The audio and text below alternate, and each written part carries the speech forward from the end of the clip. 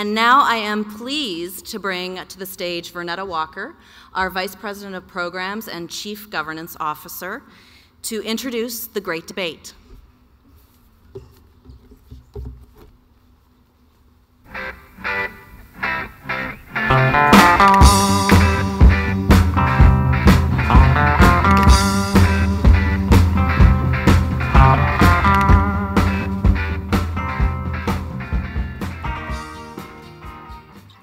Good afternoon, and welcome to the Great Debate.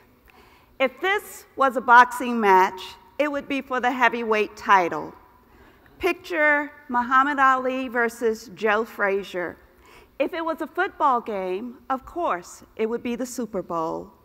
And if it was a concert, it would be Justin Timberlake and Jay-Z. Now, I know that last analogy is lost on some of you, but suffice it to say, this is the headline event.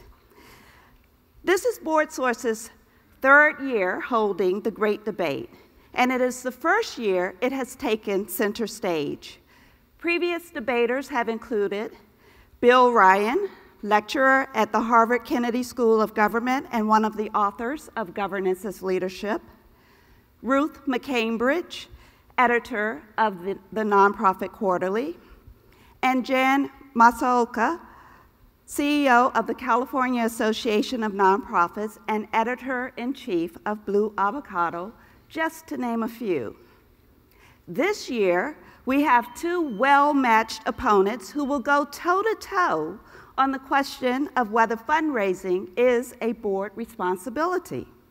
Their intellectual sparring may challenge some traditional beliefs that you've been holding and even rattle your views of what actually constitutes governance. Arguing the affirmative, that fundraising is indeed a board responsibility, is Jennifer McCrea.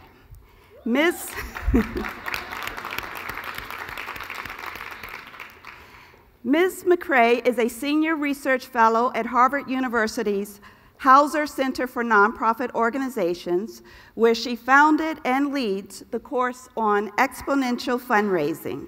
She is also a Henry Crown Fellow at the Aspen Institute and co-author of the Generosity Network, which is available in our bookstore. Taking the position that fundraising is not a board responsibility, we have Cathy Trower. Cathy Trower, Ph.D., a senior research associate at Harvard's Graduate School of Education, is a nationally recognized expert on best governance practices and author of Govern More, Manage Less, as well as the Practitioner's Guide to Governance as Leadership, also available at the bookstore. Now, the rules of the debate are as follows. Each debater will have 8 minutes to present her case in chief, and each will have 4 minutes for rebuttal. This is a timed event. Up on the stage, we have a very large clock, which they can see, and I will also provide a 1-minute warning for each segment of the debate, just in case they get wrapped up in their statements. Following the rebuttal statements, you, the audience, will have an opportunity to select a winner. We will use the same polling technology that we used at lunch, so you know how that works. We will also have, following the debate, 3 very handsome mic runners in the audience to take your questions. So with that, I want to ask debaters, are you ready? We're ready. Yes. Can we get the official handshake or fist bump? What are we doing? I have 12-year-olds, so you have to do that. And let me ask my timer, are we ready? Okay, so with that, Ms. McCrea, you may begin. Thank you so much for being here and for engaging in this lively debate. So I grew up in Pittsburgh, Pennsylvania, in a small town, and I started babysitting very early, actually now in retrospect, too early, when I was about 11. And I had been watching all kinds of kids in my neighborhood, and one day I had been invited to babysit these two little twins down the street. And I lived at the end of a big cul-de-sac, and they were up at the top of a big hill. And so I went up there, spent the whole day there. I remember it was a long day because I was too young to be doing that. And at the end of the day, the father gave me $20, which was a lot of money. By the way, in New York City now we pay $20 per hour for a babysitter, but it was $20 for the whole day. And I put it in my pocket, and I walked down the hill, and I got back to my house at the end of the cul-de-sac, and somewhere between their house and my house, I lost my $20. I was so distraught. It was just devastating to me. And in fact, for the entire next 2 weeks, I would tell my parents how upset I was, and I would go to the store and remember, think, oh, I could have bought that with that $20. And it was a very, very sad moment for me. And so one day I was sitting at the end of my bed, and my father came over to me, and he took out a $20 bill. And I thought he was going to give me the $20 bill to appease my sadness. But he actually took the $20 bill and he ripped it up into a lot of little pieces. And he said, this money is only going to have power over you if you let it. And that's been my guiding principle in 25 years in this business, is never to make fundraising about money. Because fundraising is about the work we're trying to do together. Fundraising is enabling us to be able to get all the good work we want to get done. And fundraising is more than just money.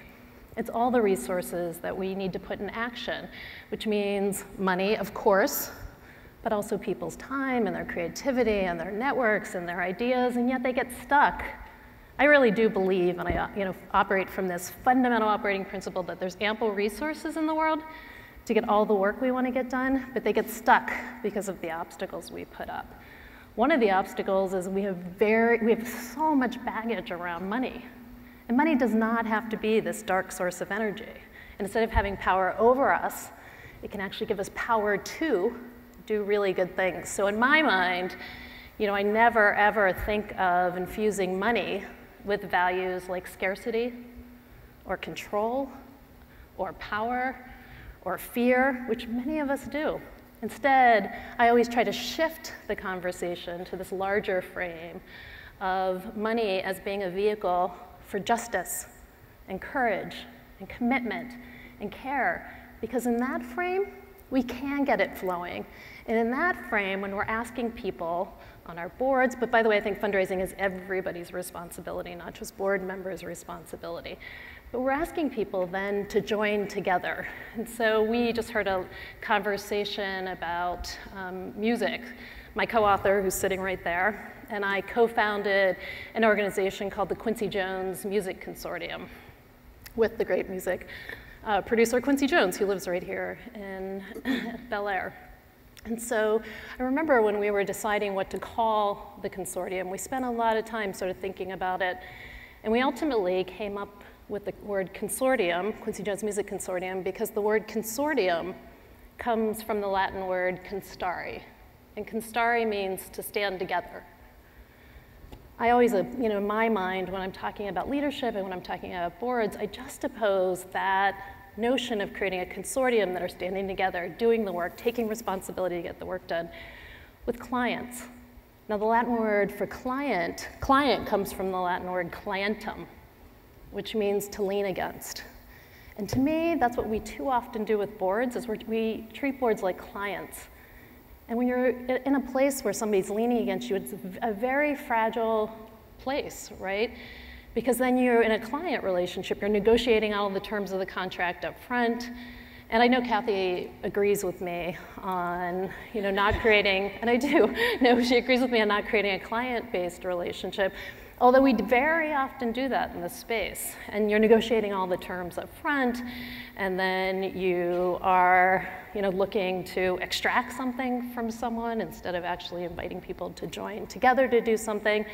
And that's where I always see when I'm advising nonprofits who get into that trap, then instead of actually asking these questions with their board and going deep and saying what worked well, what didn't. You know, those are the board meetings where, you know, you see the reports coming out that just says, oh, look at our, you know, look at our growth and look how well we're doing, and people aren't actually spending time really trying to understand what went right and what didn't.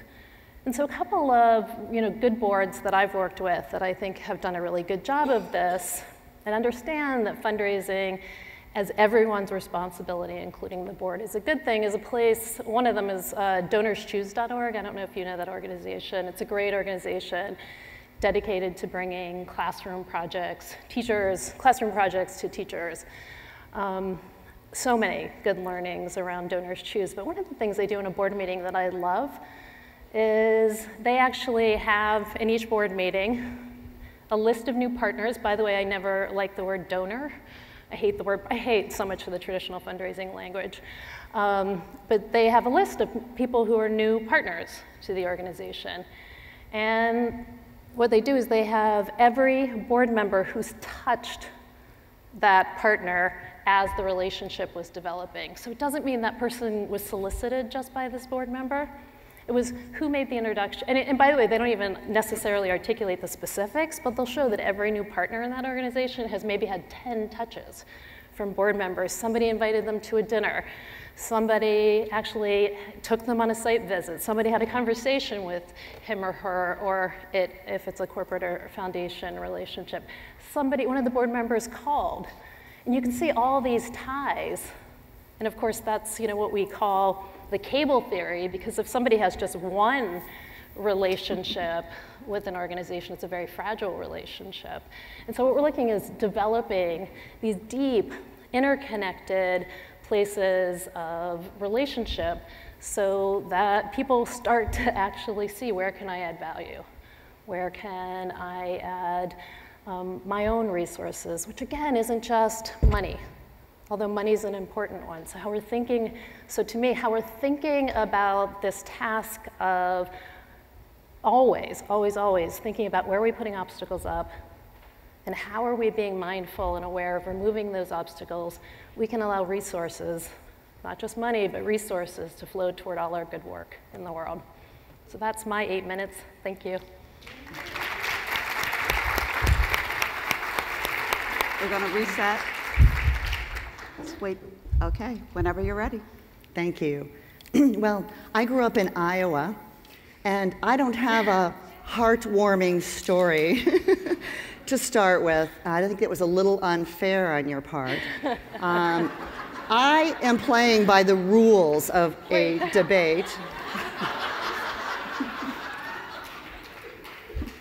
I have 9 reasons why fundraising should not be a board responsibility, why we should not monetize trusteeship. First, it distorts the recruitment and selection process by making it much less inclusive. If the ability to give is the primary consideration for who is invited onto the board, other essential qualities, expertise, thoughtfulness, wisdom, insight, analytic and social skills, and demographic diversity get short shrift or are overlooked entirely. You simply advantage people with money. Second, the board is tempted to exempt, and often does, the largest donors from the norms, expectations, and social compact for serving on the board, which basically then says, if you give enough money, you don't have to attend meetings, and when you do, you don't have to play by the same rules as everyone else. Thus, the board's sense of team play, cohesiveness, collegiality, esprit de corps, and mutual respect are threatened and undermined. Third, the influence is distorted. Money talks and talks loud. While good governance means that all board members' voices are equal, affluent board members tend to speak with a louder voice, repeatedly, and to the most attentive listeners. Thus, their voices dominate. Just imagine how different discourse would be if board members and staff did not know the source of a suggestion or criticism, versus knowing it's coming from a major donor. Said another way, when major donors are not on the board, their influence is typically great but narrow. That is, they can exert power where their gifts are targeted. When a major donor is on the board, they can and do assert their influence over any and all topics that come before the board. Fourth, and related to the third, is that undue power is given to major donors. Those with less wealth and power acquiesce for the sake of preserving the almighty dollar the donor brings. I have seen wealthy, powerful board members threaten to withhold money until their own agenda is approved, regardless of the operative strategy or the organization's plans. Fifth, board attention is diverted from strategy and other pressing issues. Boards can be so busy designing campaigns, eliciting support, and cultivating donors that other issues can be supplanted and overlooked. Sixth, when boards are basically ATMs, CEOs come to view the board as a primary source of money rather than ideas, which undermines thought partnership and places financial capital over intellectual capital. Seventh, the potential for conflict of interest is increased when philanthropy and governance are tightly coupled. Big donors on the board have vested interest in swaying outcomes about resource utilization, which can lead to conflicts of interest within the boardroom and beyond. Eighth, the CEO and staff are far better positioned to do this work. In fact, one of their core responsibilities is to create a development plan and execute it. The CEO should, in fact, be the chief fundraiser. The CEO and staff together are the professionals, and this serious work is best left to them. Ninth is the issue of leadership. When eligibility to serve on the board as board chair or as the chair of a major committee or task force is based on financial wherewithal over other skills such as inclusiveness, attentiveness to the group dynamic, and open-mindedness, governance suffers. Vernetta, back to you. Thank you.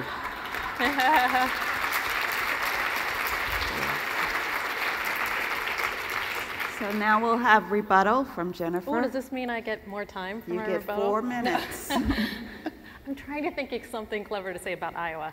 But I can't because I've never been there. Oh. No, just, my retort is just, again, the same thing, which is money is only going to have power over you if we let it. And so our work as leadership is to see that money is a really critical need. We've got to get it moving in support of all the work we need to get done in this world. So that is our job, is how do we put money in the proper perspective? Because if it is at the center of relationships, it is going to have a corrosive power. And so what I teach all the time to everybody I work with, from philanthropists to nonprofit leaders to heads of development, is get the money out of the center of the relationship. Because anytime money is at the center of a relationship, there is going to be a corruptive power, right? Because whoever has the money ostensibly has the power, and whoever doesn't is in the position of supplicant. My belief is, how do we make money just the gas that goes in the car?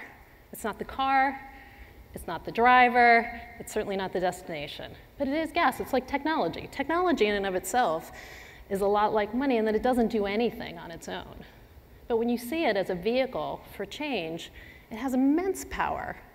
And so we just have to, our work, again, as leaders, whether we're fellow board members, we're executive directors, same thing, heads of development, is to make sure money is put in its proper place. Now, one of the techniques we talk about in our book is something called the Jeffersonian dinner.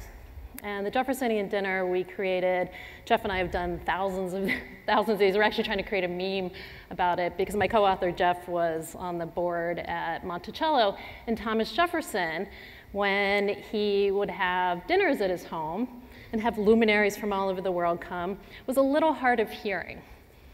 And so he would be very frustrated by these small talk conversations where he couldn't hear what was going on the other side of the room. And this is, as an aside, one of my absolute pet peeves are these big fundraising galas where people walk away and say, well, that was nice, or a standing cocktail party where people got pitched to and sold. Jeffersonian dinners are these very magical vehicles to start to do what Cathy's saying, which is breaking down these walls and actually be able to have a conversation. So I won't get too deep into the rules because I don't have time, but it's a whole table conversation where you absolutely are asking these big generative questions about what's the work we're trying to do, but it starts with a personal narrative. Because the challenge in a lot of these board situations, or in any situation in life, is we get very hung up on who we are, what we do. And so if we go around a dinner table and everybody's telling you, what their career is and all that, interesting. So much more powerful to talk about who we are as human beings. And to me, peer, the definition of peer is never, ever, ever a socioeconomic peer. To me, the word peer is two people or a group of people coming together who have the same passion, who care about creating change, and are all bringing resources to bear. And so, for example, an opening question that we've done one for Teach for America, and the opening question was, who was your favorite teacher and why? And so as people are going around the table sharing these common stories about who we are, you can just feel this invisible field of connection starting to be built. And in that space, there's absolutely the ability to have these generative dialogues that transcends, first of all, this hierarchy, and then you can actually start to say, all right, where does money come into this in its proper place? And it's an absolutely powerful resource. It's just as powerful as time and networks and creativity and passion and life ideas and these big questions. So to learn more about Jeffersonian dinner, buy our book. That's time. If that kills the debate, I'm sorry. Cathy? Money only has power over you if you let it. Really. Yes, indeed. Jennifer. And they think people from Iowa are naive.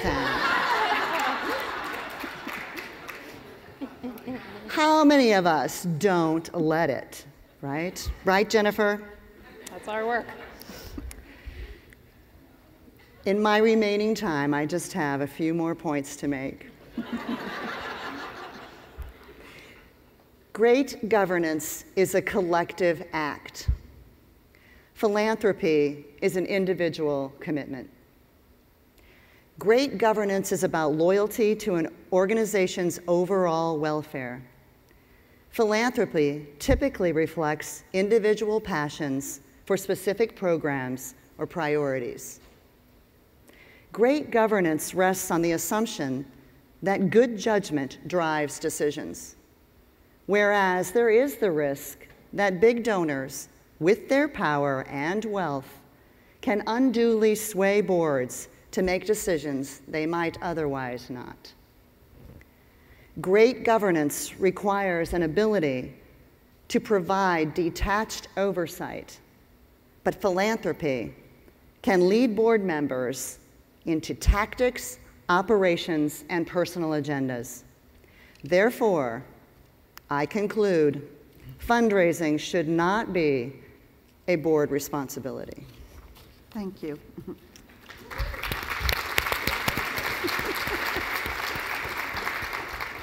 Okay, you've heard a lot of great arguments, some persuasive tales.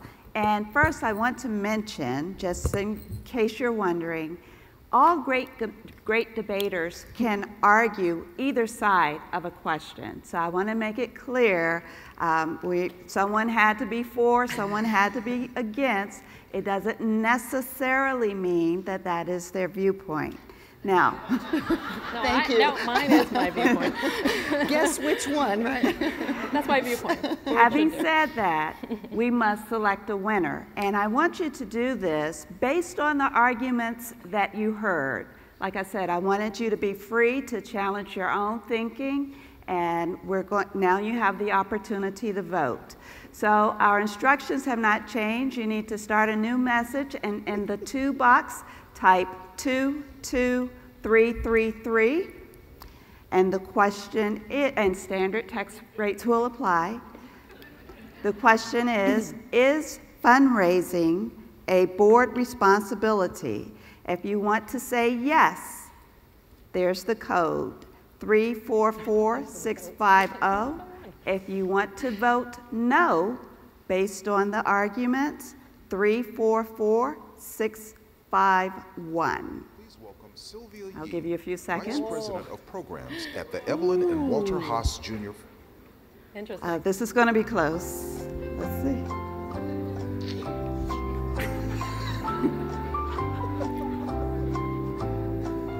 Oh, the music.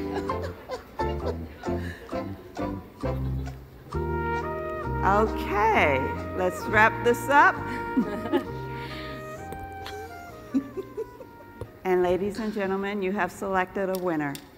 The noes have it. Thank you, thank you, thank you. Now, our mic runners are taking their positions throughout the room. They're wearing, I told you, 3 handsome guys wearing black with red lanyards. And first, I want to throw a question out to you. So we now see the results, and I'm curious if anyone changed their mind from whatever you were thinking when you originally stepped in the room. Did you hear something that was persuasive, an argument that was persuasive? So we have a hand up there and a couple of hands in this section. All right, you guys are going to have to move a little quicker. Only 3 people changed their mind. All right. Okay. Wow. And please do say your name. Hi, I'm Emily Hull from Olive Grove up in Northern California. I'd like you maybe both to address this common frame that frequently comes out, that how could we ask an organization to invest in us if the leaders are not also willing to invest? So I'd love you each to tackle that, please. The winner should go first. Okay, so while I argued, I think sounds like kind of persuasively that it shouldn't be a board responsibility, I do think that board members obviously need to be really dedicated to the cause, and I do think they should be contributors to the cause. To the extent that it should be one of their most, the boards they sit on should be one of their dearest charitable contributions, certainly in their top 2 or 3 that they make. So I think 100% giving among board members is really, really important, but only to the ability, their own ability to do that, because I do think it's important. Yeah. Yeah, and I would obviously just agree. I think that fundraising is everybody's responsibility, and the reason we can't keep good fundraisers, I'm convinced fundraising jobs are the highest paid unfilled jobs out there. There's certainly higher paid jobs out there, but people can't find good fundraisers because people say fundraising is the fundraiser's responsibility. And it becomes this very transactional, money-oriented, goal-oriented process that doesn't actually look at this bigger frame of what are all the resources we're trying to bring to bear. So I think the board has got to be a team. It has to be a team, part of this, part of the team. Okay. Next question or comment? And then I'm going to go to Justin after this one. Hi, I'm Trula Nicholas from Seattle, Washington. Thank you. I just want to know how many people here don't have a cell phone and didn't get to vote? Not everybody has cell phones, so I just want to state my opinion. I thought you both had persuasive arguments, and you were just seeing it from different sides, and I agreed with you both. So that was, I don't have a question, I just want to state my vote. Okay, thank you. Thank you. In the back of the room. Hello, I'm John Jackson, and I'm from Los Angeles Artside Foundation. And my question or maybe comment or for clarification is for Dr. Trower. And that is, when you say that it's not a board responsibility, are you talking, or do you mean that board members have 2 hats, one of governance and one of volunteerism? And so in terms of governance, because it's more of a management thing, that they should not be responsible for that. But as a volunteer, they should absolutely be involved in fundraising, because they should, maybe do reasonable assignments as a volunteer that the executive director might give them. The basis of my argument is not necessarily the basis of my personal views. So I think it's complicated in terms of who should actually be going out and doing the fundraising. I think board members can certainly open doors, make connections. They can go on asks. They can be engaged in a variety of ways with the CEO and the staff. But I would sticking to my arguments that it would not be their actual job to do that. And I think there are a lot of board members who actually don't really want to serve on boards because they're afraid that they're going to have to be asked to fundraise. They don't feel comfortable doing it, and let's face it, not everybody is a skilled fundraiser, and it can be even worse in those situations. So I don't know if that answers your question. I hope so. Thank you. All right, I'm going to take my last question from the right side. Hi, my name is Sonia Campy. I try not to weigh in on this one because I have a lot of microphone time, but it just drives me nuts. Especially when I don't know what either one of you really believe now. But what was most bothersome was really the voting concerned me about that. And I think what you both missed, though, is fundraising is asking people for money, going out in the community, and I love the different connections of the partners. It's one of the best market research that an organization can do every year to find out how the community values them, how people see them in the community. And when I was a consultant, the groups that I worked with that didn't raise money, where the board actually had it, but they didn't have to raise money, were the most least relevant, out of touch with the community, and had really had mission drift, and they didn't really care. So I guess the market research aspect and really understanding what the community cares about is something that board members have to hear directly when they're out talking.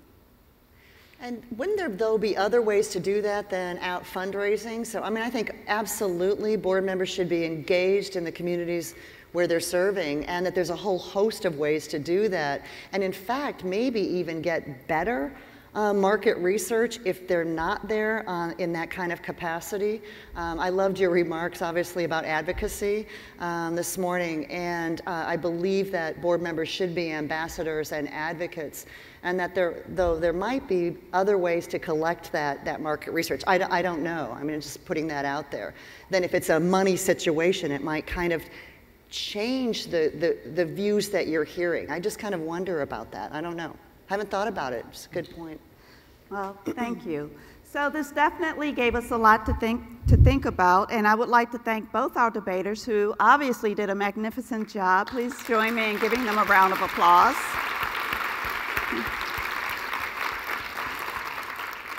I hope that this exercise proves that it's okay to challenge the status quo and to think about the work that we do in new ways and even seek unconventional approaches as long as we're guided by mission and results. Leadership demands nothing less. Anne?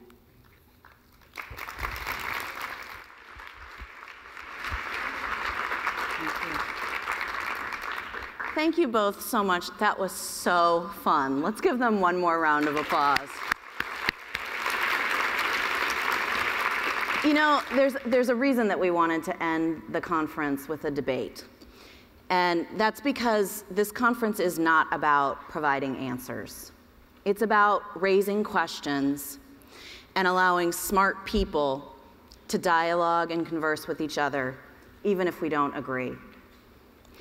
I want to thank you all for being here and for taking the time to learn, think, and dream with us. I hope that you've enjoyed the opportunity to engage with each other, and that this conference will be the beginning of a conversation and connections that continue long after you walk out of these ballroom doors. If you take nothing else from these 2 days with us in LA, I hope you will take home with you the fact that there is power in this network. Whether it's the folks within this room or the more than 80,000 leaders that participate as a part of Boardsource's network. You all bring incredible experience and the opportunity to really learn from and support each other.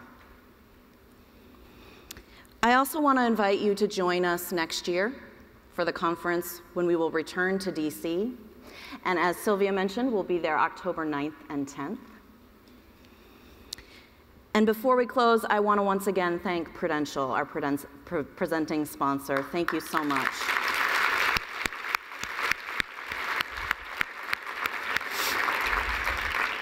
I also want to give a very personal thanks to Boardsource's board of directors, who are tremendous partners to me in this work, and without whom we would not have this incredible organization. So thank you.